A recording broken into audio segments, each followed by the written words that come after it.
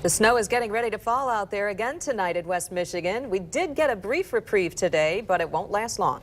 That means the accident calls will start to come in. And tonight, 24-hour News 8's Joe LaFurgey's live with why police say that sometimes weather isn't an excuse, and with tips on how you can avoid ending up in the ditch. Joe.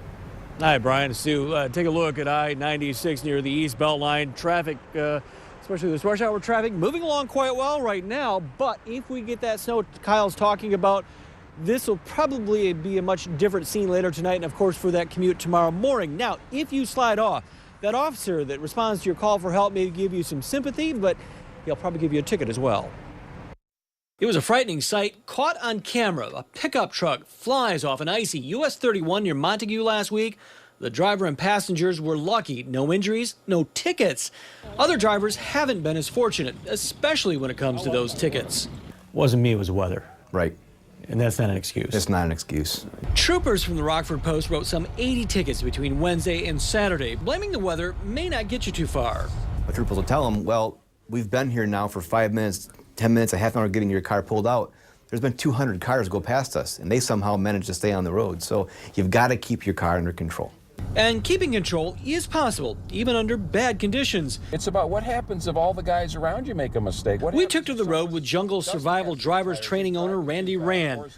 Rand can tell a troubled spot just by looking at a guardrail. But you can see how it's all smashed and dented and dinged and different color metal because it's been replaced so many times. So here's a few things to remember. Keep your distance. A car traveling 70 miles an hour is going 105 feet per second.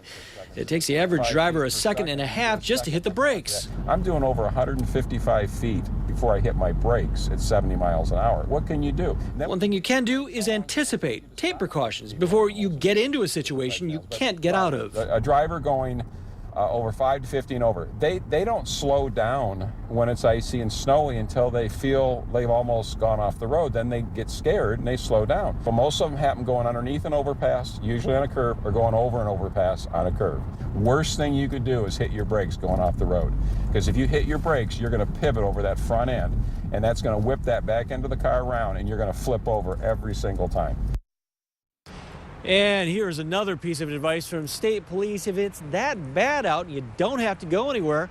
Just stay home. Live in Grand Rapids Township, Joe LaFurgey, 24-hour News 8.